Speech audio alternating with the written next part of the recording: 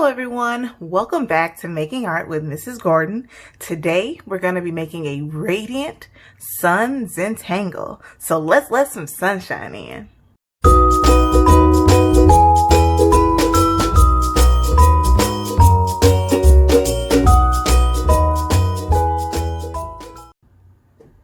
First thing you'll need for supplies, just a couple of simple things.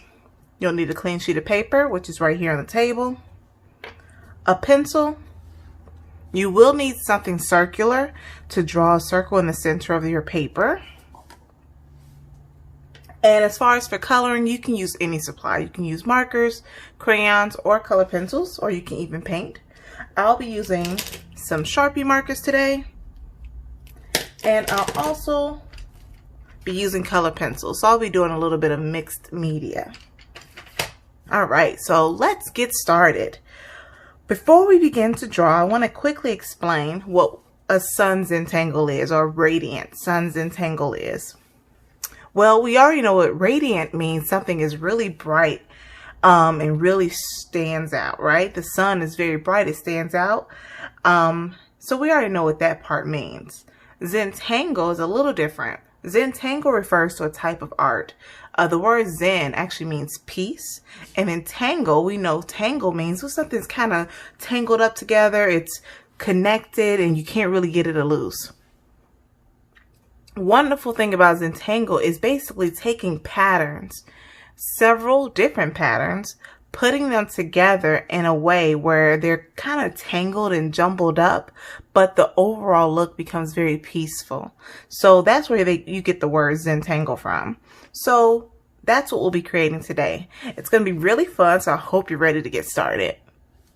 First thing, in your home, find something circular. I'm using a top to a Pringle can.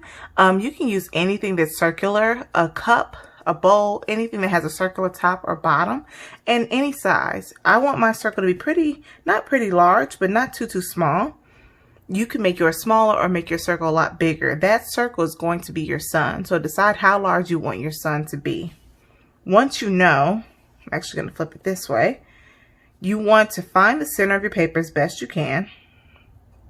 And once you find it, you want to press down on that circular object. Hold it really tight and use your pencil to trace it. So don't allow it to move. Make sure you're holding really tight and press your pencil up against that circular object so you can get a nice clean circle. And once you're done, you'll have your circle. Now I accidentally made 2 lines, but that's perfectly fine. I'll just erase the lighter one.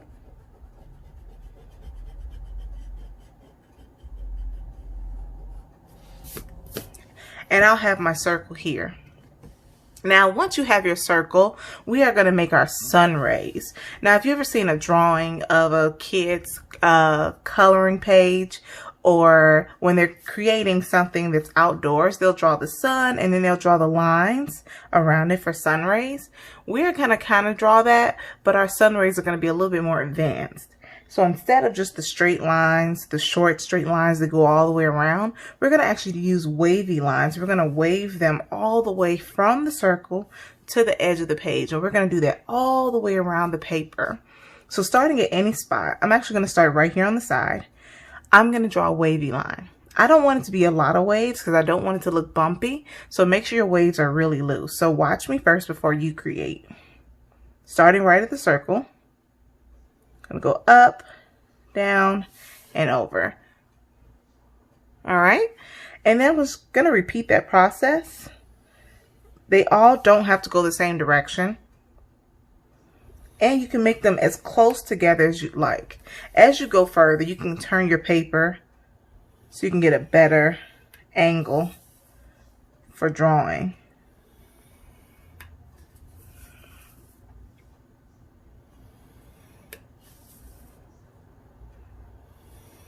And as you create your sun rays, you want to make sure you put as many as you want. I'm only putting a few.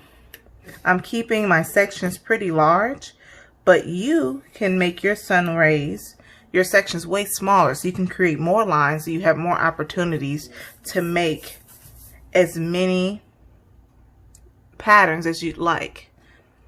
each section is going to have its own separate pattern. So the more sections you have, do know that you'll have more patterns. And it's okay to repeat patterns, but you don't want to repeat them right next to each other. You want to allow them to be separated, so this way one large section doesn't look all the same.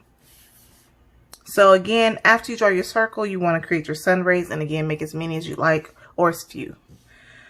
Next step, you want to start creating patterns. Patterns is anything that repeats. So it could be like A, B, A, B, or 1, 2, 1, 2. Anything that repeats is a pattern. And you can use shapes, you can use numbers, or you can use letters. You can even use types of lines. So I'm going to show you a couple of patterns first, and then I'll do it all really quickly because I think we understand what patterns are. So my first pattern I'm actually going to make, I think I'm going to do zigzag lines.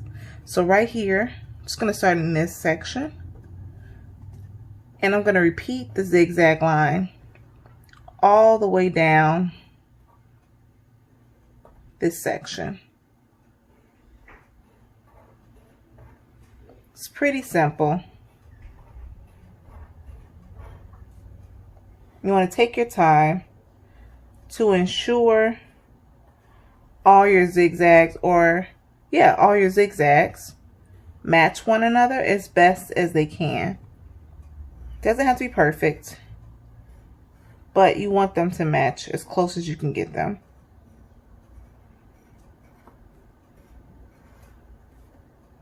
Then I'm running out of room down here, so this time I'm actually going to start from this side.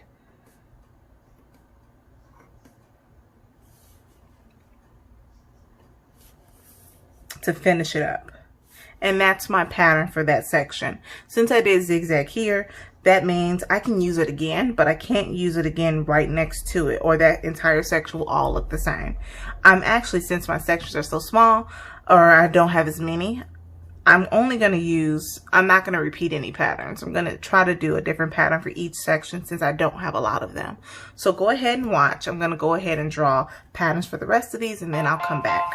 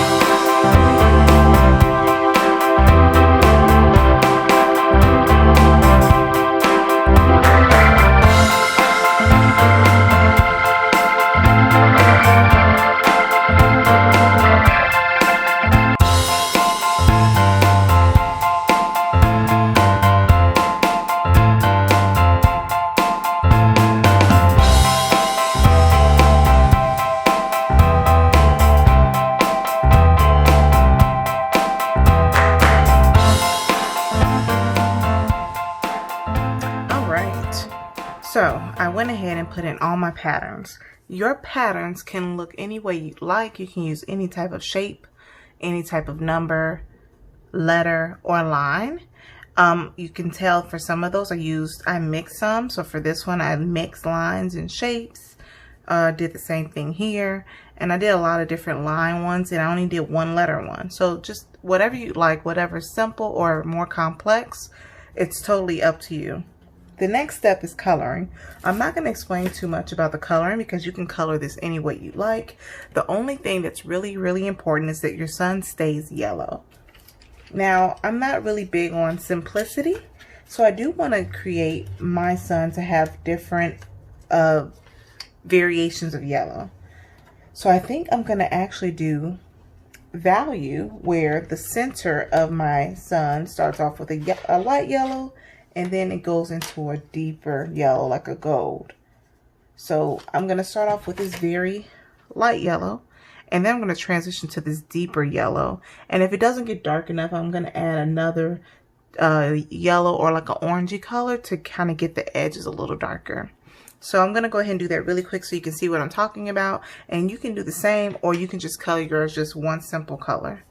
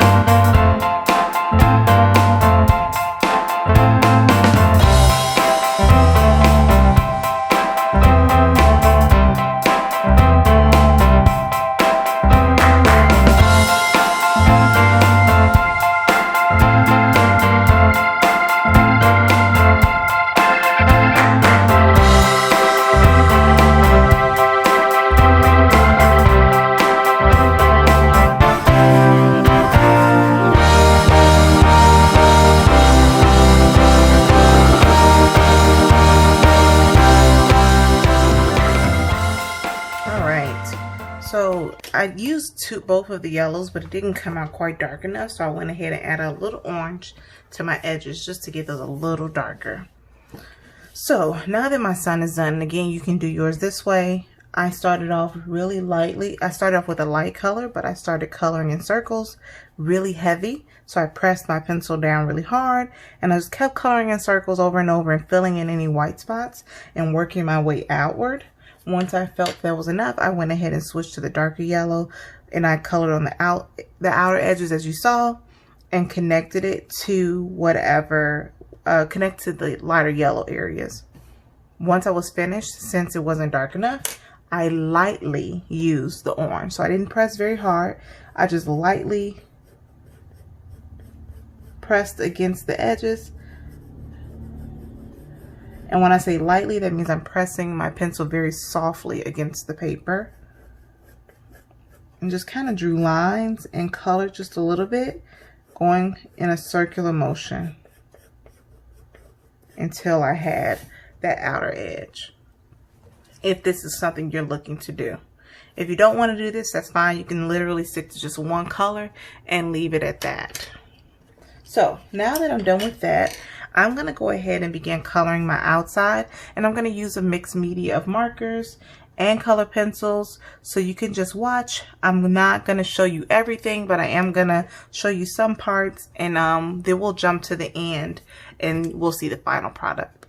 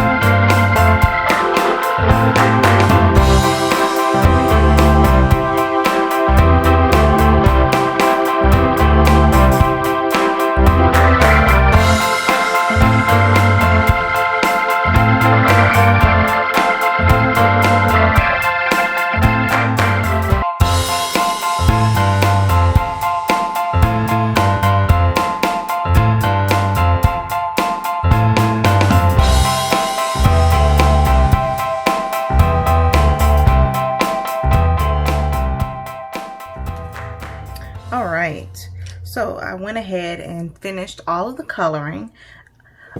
So for yours, please feel free to color and design any way you like, any type of pattern you like. Leave as much white of the paper as you like, or color it all. It's totally up to you.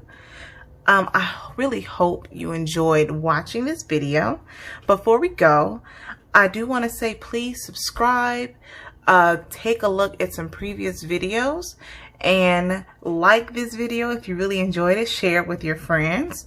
And before we sign off, we want to make sure we always sign our work. This time I'm actually going to use a marker just because the colors are so dark. So remember, we sign our work in the bottom right hand corner. So I'm going to use this black Sharpie, and I'm going to sign my name right at the bottom of my work. And you always want to sign your work because you want to take credit for your beautiful designs. I really hope you enjoy watching, and thank you for making art with Mrs. Gordon.